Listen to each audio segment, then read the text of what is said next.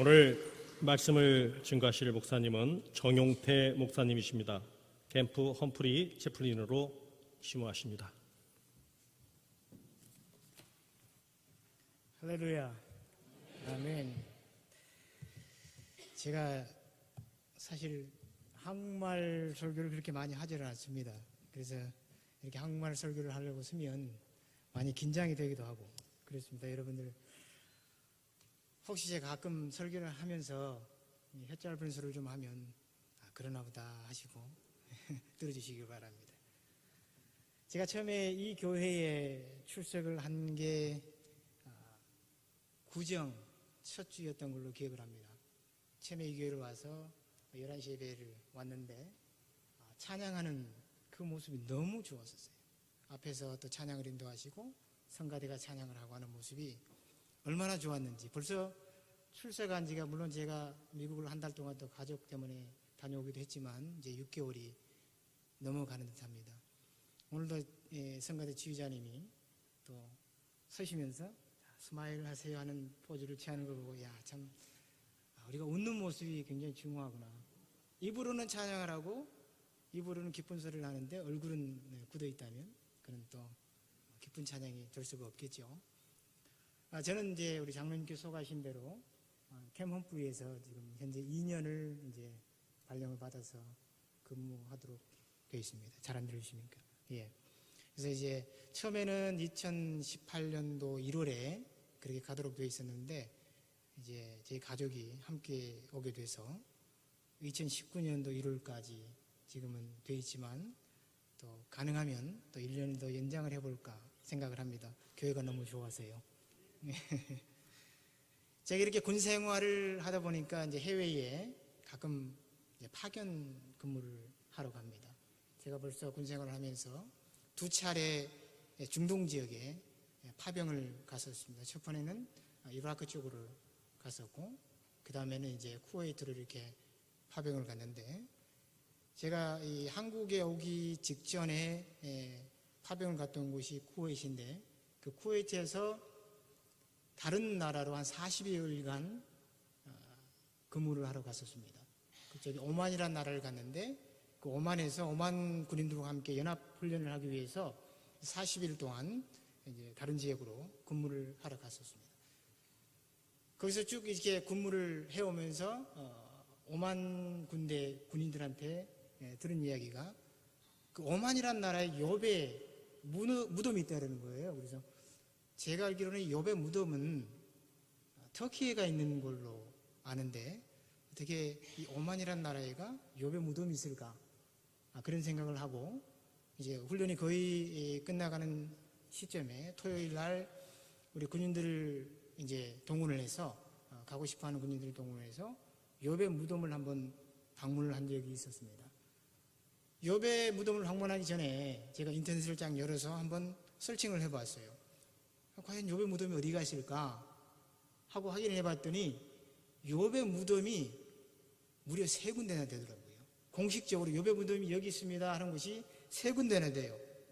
그래서 참으로 신기했었는데 이 터키에 이스탄불에 하나 있고 그 다음에 터키 우루파라는 지역에 또 하나가 있고 그 다음에 오만에가 있다는 겁니다.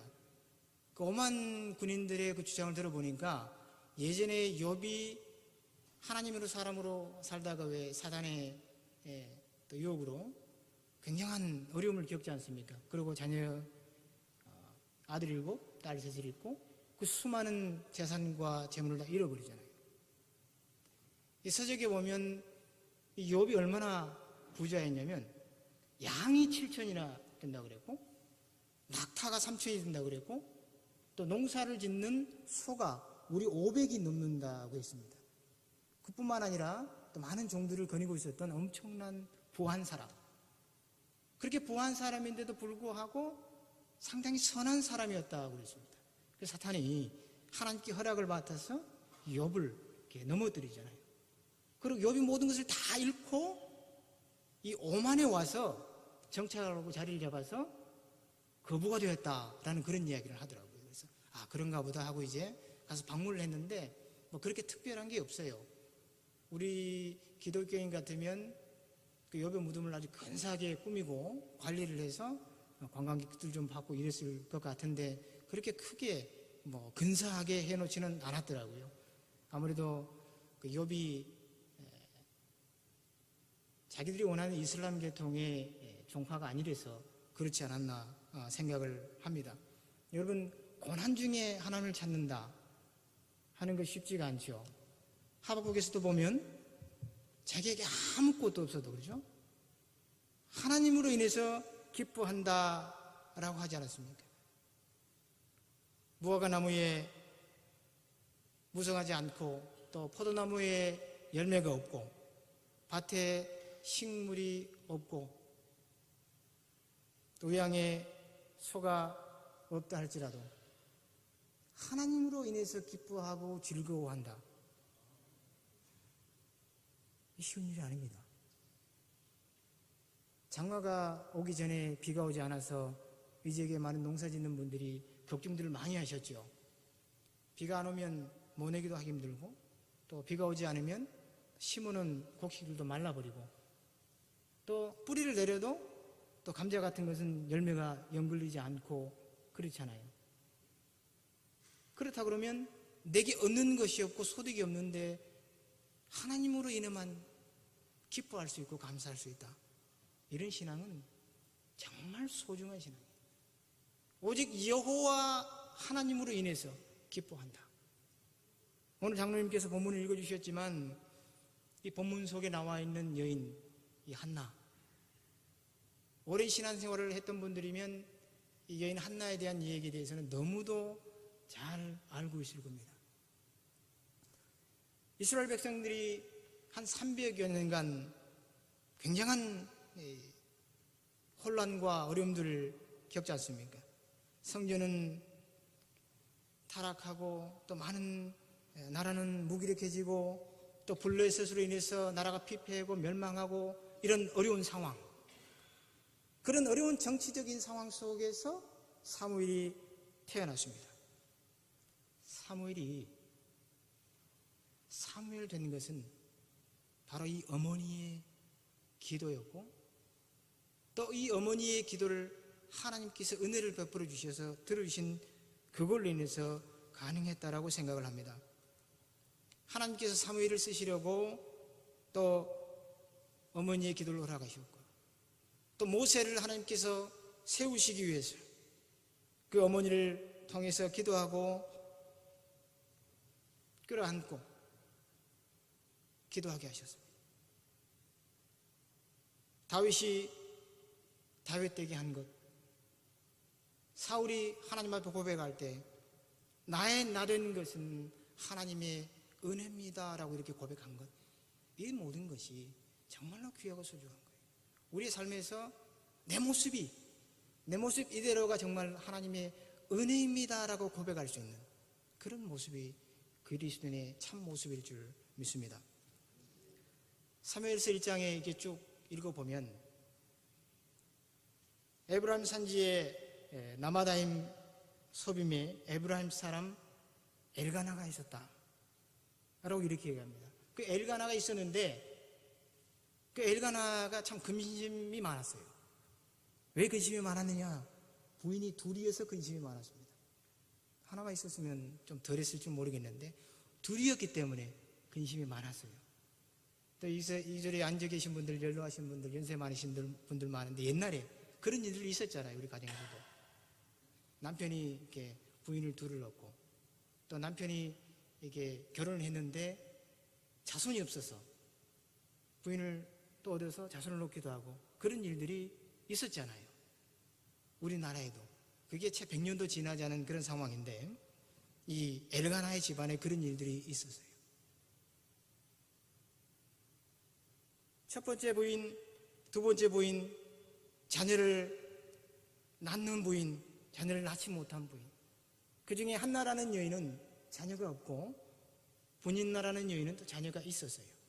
그러다 보니까 자식이 있는 와이프는 없는 와이프를 향해서 또 조롱하기도 하고 또 못난 여자라고 하기도 하고 또 핍박하기도 하고 그랬어요. 당시에는 자식을 놓지 못한다 하는 건 죄였습니다. 죄. 그 중에서도 아들을 낳지 못한다. 또 그것도 더 큰 죄였을지도 모르겠습니다. 우리나라도 남자 선호 사상이 있잖아요. 근데 저는 딸이 없어서 참 많이 아쉬워요. 많이. 아들만 둘이 있어서 든든한 면은 있기는 하지만 딸이 없어서 또 아쉬워요. 굉장히. 나중에 나이 먹으면 그래도 딸이 제일 잘한다는데 아들만 있어서 그런 부분이 참 아쉽긴 합니다. 이 엘가나라는 사람이 이런 문제를 통해서 상당히 고통스러워했어요. 한나는 늘 괴로워하고 힘들어하고 하는 그런 상황에서 남편 엘가나를 한나를 향해서 아들보다 더 잘해주는 내가 있는데 뭘 그렇게 염려하고 걱정을 하느냐. 또 뿐만 아니라 한나라는 여인에게 다른 부인나보다 더 많은 재산을 주기도 하고 또 많은 위로를 해주기도 하고 해서 저 마음을 편하게 해주려고 했는데 그것 가지고는 안 됐던 것 같아요. 오직 나는 자녀를 낳아서 만인들에게 자랑스러운 어머니다 라는 이런 것을 보여주고 싶었던 것 같아요. 이 고통, 자녀를 낳지 못한 고통, 요즘 같으면 이렇게 과학적인 방법을 통해서 또 좀 실험과 나기를 시도를 해보기도 하고 또 인공수정을 시도해보기도 하고 해서 어떻게든 또 불임 치료도 하고 해서 자녀를 낳아보려고들 노력하지 않습니까? 또 다른 사람들은 굳이 왜 자녀를 낳아야 하나? 자녀 낳지 않고 우리끼리 행복하게 잘 살아도 되는데 라고 하는 사람들이 오늘 젊은 세대들이라고 그러잖아요. 제가 처음 이 교회에 왔을 때 참 멋있고 부럽고 좋은 부분이 뭐였냐면 목사님이 헌금 시간 되면 그 중에 축복받고 싶은 자녀가 있는 부모들이 신생아들을 데리고 나와서 목사님이 그걸 안고 그 아이를 안고 축복해주는 그 모습이 얼마나 좋았는지 몰라요. 자연적인 성장이잖아요. 그죠? 그 말은 이 교회가 아직도 젊다는 겁니다. 자녀가 없이 젊은 사람이 없이 연로하신 분들만 있으면 물론 기도의 힘은 있고 교회가 꽉꽉 차고 이렇게 영적인 파워는 됐을지는 몰라도 우리 미래에 대한 그런 부분은 조금 더 약해지잖아요. 우리 어머니들 많이 기도해야 됩니다. 자녀들을 위해서요. 자녀들이 세상에 쫓기지 않고 직장에만 쫓기지 않고 학업에만 쫓기지 않고 하나님을 쫓아가는 그런 사람들이 될 수 있도록. 제가 오래전에 벌써 27년, 8년 전인데 그때 전도사로 광주에서 사역을 할 때 참 어려움 중에 하나가 뭐였냐면 주일날 되면 학생들이 교회를 안 오는 거예요. 학원 가야 된다고, 입시 준비해야 된다고. 그 중에는 장로님 자녀들도 있었었고 권사님들 자녀들도 있었었고 집사님들 자녀들이 있었는데 교회를 안 와요. 그래서 한 번은 제가 어려서 그랬던 것 같아요. 지금 같으면 안 했을 것 같은데 어려서 장로님을 찾아가서 장로님 왜 장로님 아들은 주일만 되면 교회를 안 나옵니까? 장로님 아들이 돼가지고 제가 그런 적이 있었어요. 제가 어려서 그랬던 것 같아요. 지금 같으면 안 그랬을 것 같은데 그때 학원 가고 교회 안 왔던 자녀들 지금 신앙생활을 안 해요. 왜요? 제일 중요한 시기에 사춘기를 거쳐가는 그 중요한 시기에 하나님을 멀리해버렸어요. 아무리 좋은 학교를 가고 아무리 좋은 직장을 잡아도 하나님과 멀어져 있으면 그것은 축복이 아닙니다. 이 자리에 앉아 계신 부모님들 자녀들이 하나님을 향하지 않고 있다? 기도하셔야 돼요. 자녀들이 하나님을 향하지 않고 있다? 무릎 꿇으셔야 됩니다. 오늘 본문에 나와 있는 이 한나 자식을 얻기 위해서 얼마나 많이 기도했는지 몰라요. 한 번은 성전에 가서 무릎을 꿇고 기도합니다. 근데 기도하는데 그냥 입만 깜빡깜빡 하고 있어요. 그 엘리 제사장이 가서 보니까 여인이 소리는 나지 않는데 입만 깜빡깜빡 하는 거예요. 그래서 이렇게 책망을 드렸어요. 왜 교회에 와가지고 말이지 성전에 와가지고 낮술에 취해가지고 그렇게 하고 있느냐? 그랬더니 이 한나 여인이 내가 술에 취한 것이 아니고 내가 원통해서 자식을 낳지 못한 게 분통해서 하나님께 내가 기도하고 있다. 그랬더니 제사장이 그 한나를 향해서 내 기도를 하나님께서 들어주시기를 믿고 축복한다고 하지 않습니까? 그리고 한나는 그 말 그대로 믿고 내려갔어요. 자식 사무엘을 낳았습니다. 근데 사무엘을 얻기 전에 하나님께 기도하잖아요. 하나님께서 내게 허락하시면 내가 귀한 이 아들을 하나님께 드리겠습니다. 그리고 사무엘을 놓고 사무엘이 젖을 뗀 후에 하나님의 성전에 사무엘을 데려와서 하나님께 드립니다. 제가 신학서적을 찾아봤더니 젖을 뗀 시기가 얼마쯤 됐을까 봤더니 18개월쯤 됐다 그럽니다. 그럼 2살, 그죠? 한국적으로 따지면 3살쯤 됐을 텐데 아장아장 뛰어다니고 재롱 부리고 그럴 나이 아닙니까? 얼마나 이쁩니까 그 시기가. 저도 이 애들 둘을 키워봐서 하는데 쫑쫑쫑쫑 걸어다니고 뛰어다니고 그러면 그 뒤를 쫑쫑쫑 따라가면서도 그렇게 이쁘고 그런 시기인데 하나님 앞에 들어갔어요. 성전에 머물게 했다. 이 엄청난 믿음입니다, 여러분.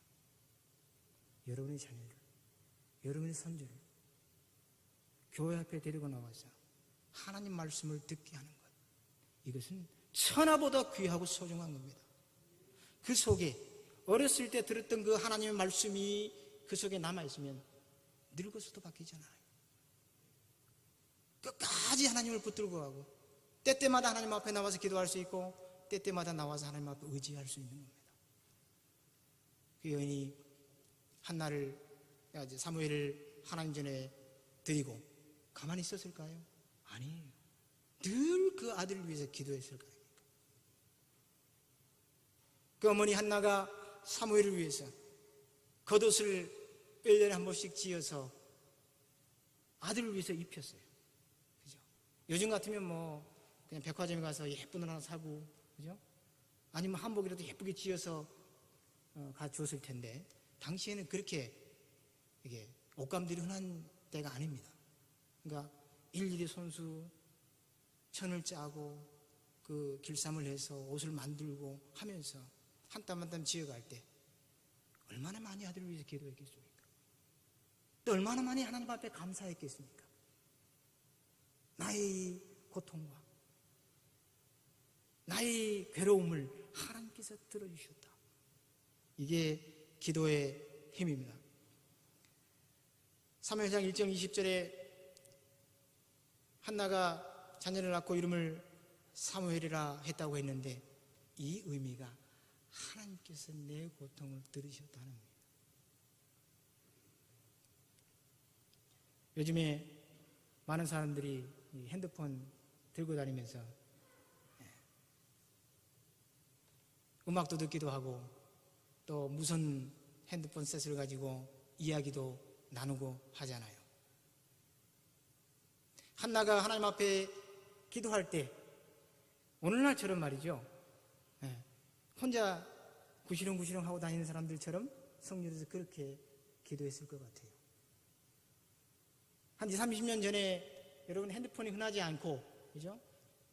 그 와이어리스 헤드셋이 흔하지 않을 때 사람들이 길 가면서 이렇게 혼잣말로 구시렁구시렁 하면 어쩝니까? 조금 뭔가 이상한 사람이다.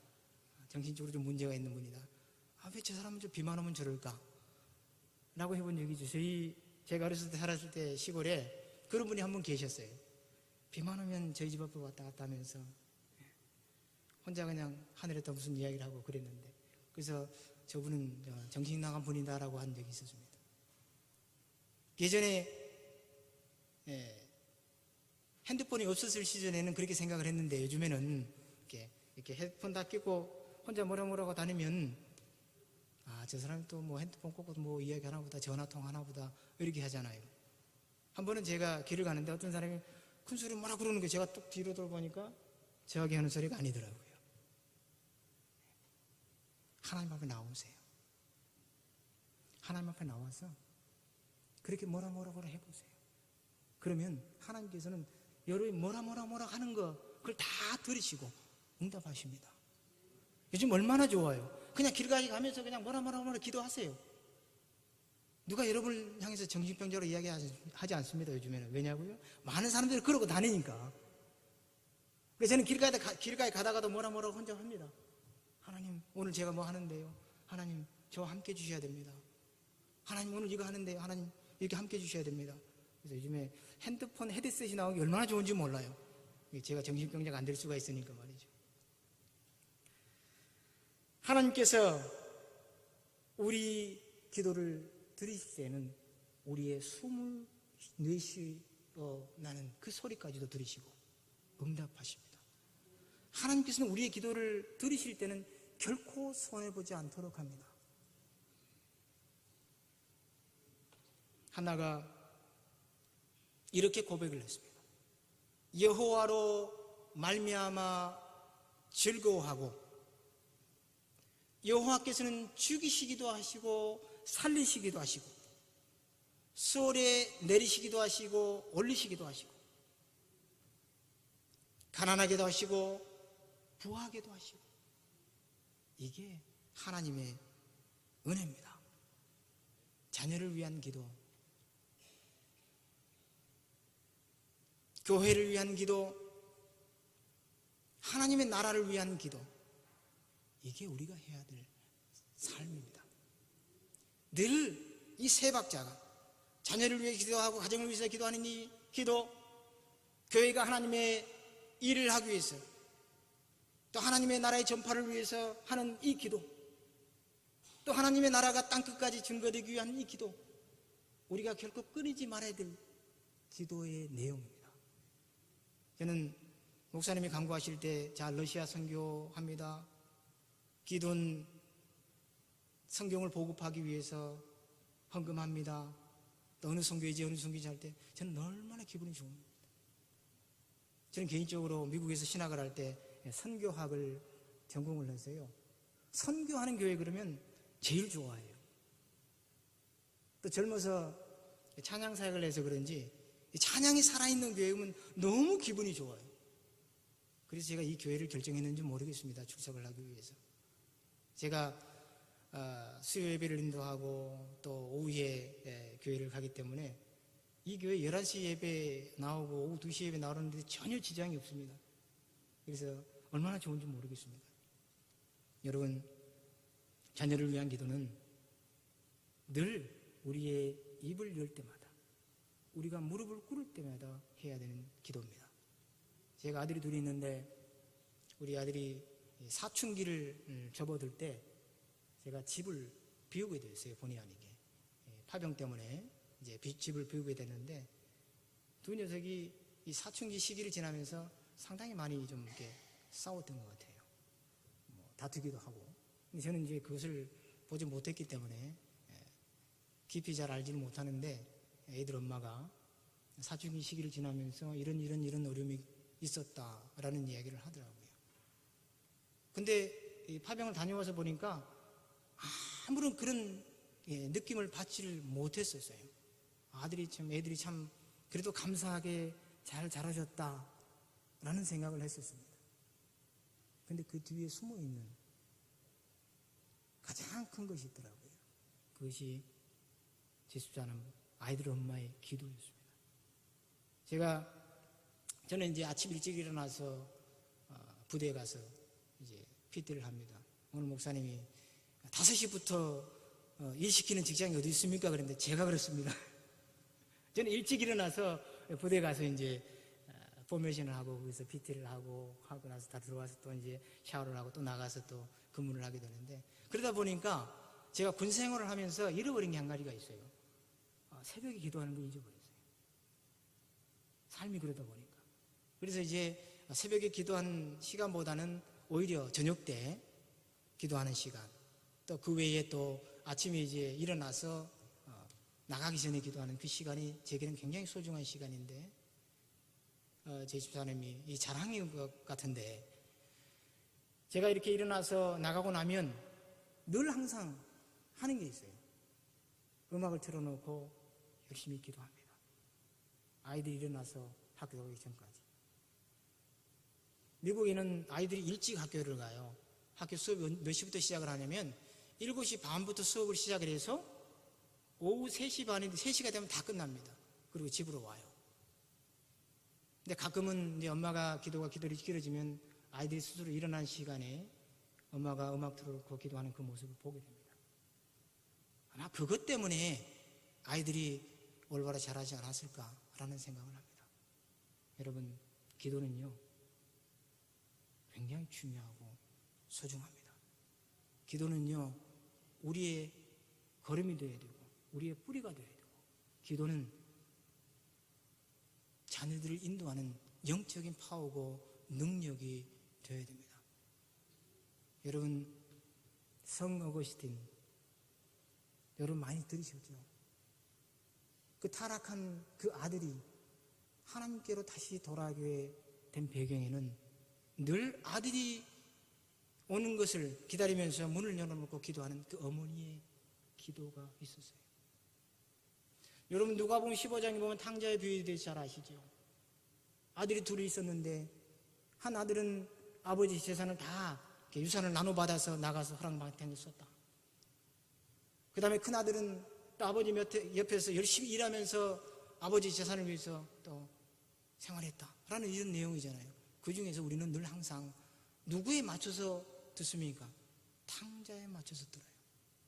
탕자가 허랑방탕하게 다 재산 잃어버리고 살다가 돌아와서 아버지가 기쁘게 받아주고 잔치 벌여주고 가락지 끼워주고 신발 신겨주고 다시 받아줬다에 초점을 맞추잖아요. 근데요, 더 중요한 것은 큰아들의 위치예요.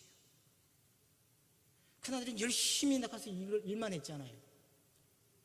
큰아들은 열심히 나가서 밭에 나가서 들에 나가서 일을 했어요. 어떻게 보면 교회 안에서 그게 우리의 모습인지도 모르겠어요. 열심히 헌신하고 봉사하고 또 수고하고 성가대 수고하고 이런 것이 우리의 모습일지 몰라요. 그러나 그 뒤에 더 중요하고 소중한 것은 무엇이냐? 과연 하나님께서 원하시는 것이 무엇일까? 하나님께서 원하시는 건 무엇일까?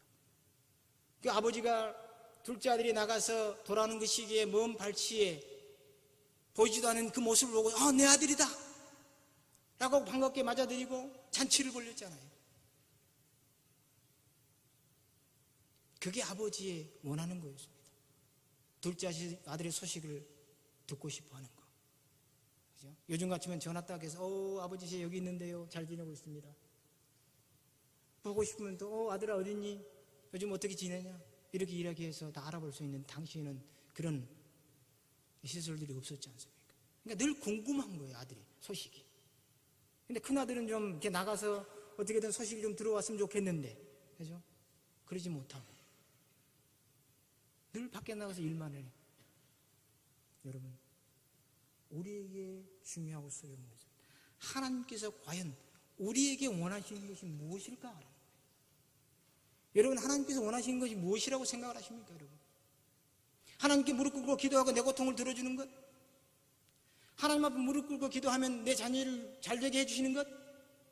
하나님 앞에 무릎 꿇고 기도하면 내 직장이 잘 되고 내 사업이 잘 되게 되는 것? 그것만 있을까요? 아니에요. 당연히 물론 그것은 기본적인 거죠. 더 소중하고 귀한 것은 하나님께서 잃어버린 자녀들이 하나님께 되돌아오는 것, 그것이 우리에게 소중한 거예요. 우리의 입을 열었어. 하나님의 복음을 증거하고 우리의 입을 열었어. 하나님의 잃어버린 백성들이 돌아올 수 있도록 하는 것. 제 가족이 이 교회에 이제 출석한 지가 물론 2주를 제가 또 부대 행사도 있고 해서 못 왔는데, 처음 저희 집사람이 이 교회에 출석을 해가지고 굉장히 감명 깊게 느꼈던 부분이 한 가지가 있는데 뭐였냐면요, 새신자분들이 기가 막히게 움직이는 거예요. 그걸 통해서 굉장히 감명이 깊었다고 해요.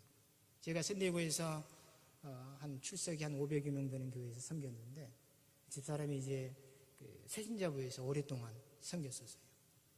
그래서 처음 딱 와서 새신자부에서 느끼는 그것을 이렇게 좀 다르게, 저보다 좀 다르게 느꼈던 것 같아요.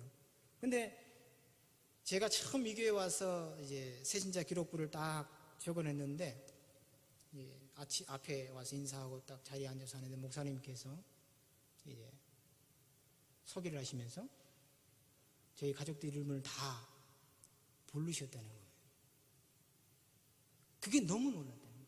우리가 들어와서 인사하고 들어왔는데 그게 너무 시스템하고 잘 되어 있어서 목사님 책상 위에 딱 우리 가족이 이름이 올라가서 반겨주시고 환영해 주신다.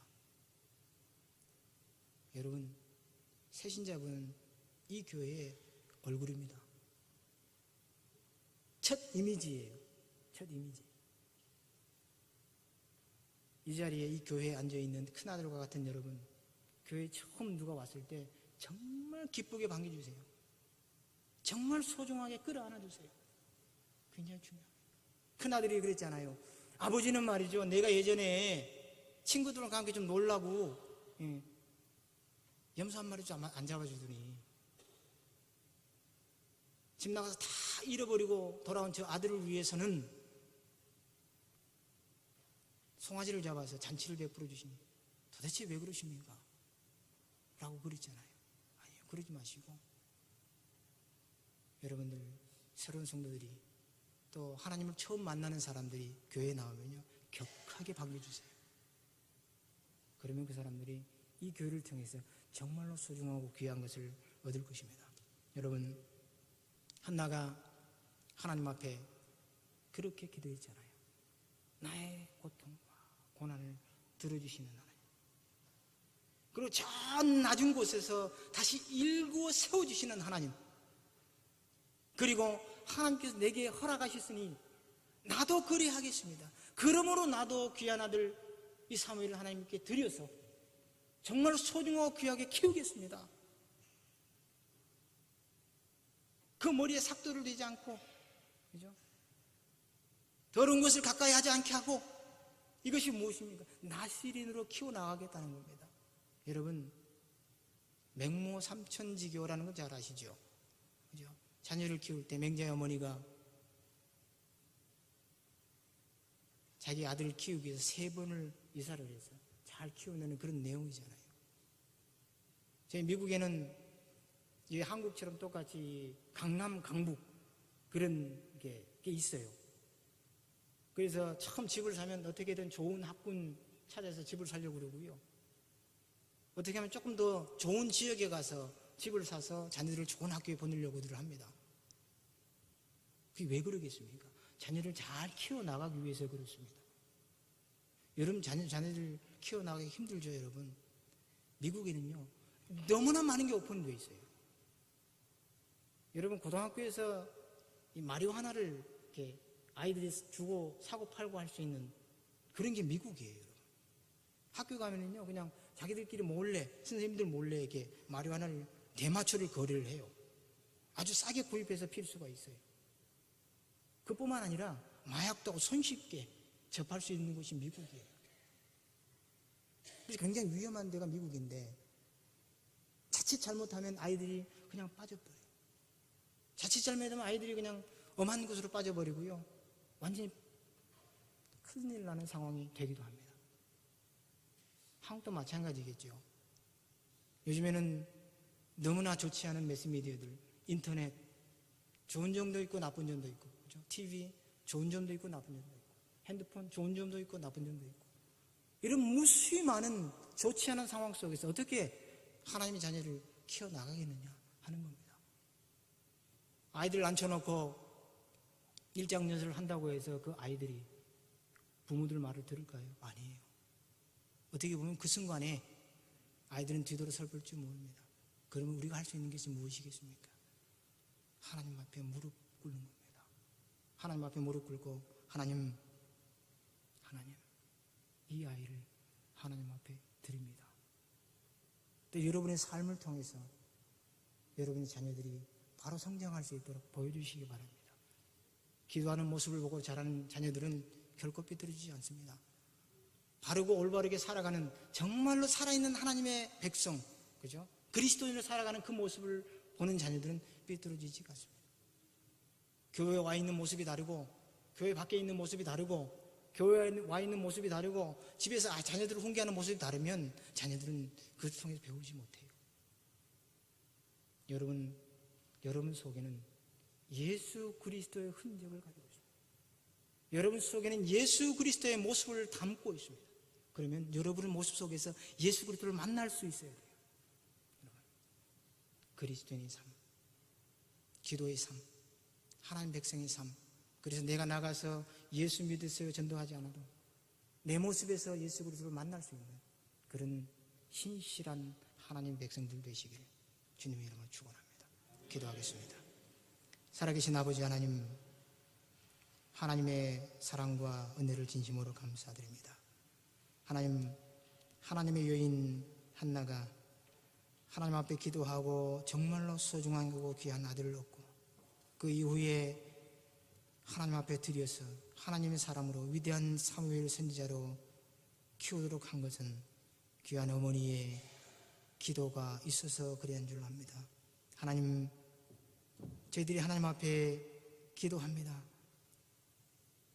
한나가 젖을 뗀 후에 귀한 아들 사무엘을 하나님 앞에 드렸던 것처럼 이제 우리가 하나님 앞에 우리의 모습과 우리의 자녀의 모습을 드립니다. 하나님 기쁘게 받으시고 저희들 통해서 하나님의 나라가 이루어지고 또 하나님의 나라가 전파되는 그런 모습의 삶들이 될 수 있도록 축복하옵소서. 예수님 이름으로 기도드립니다. 아멘.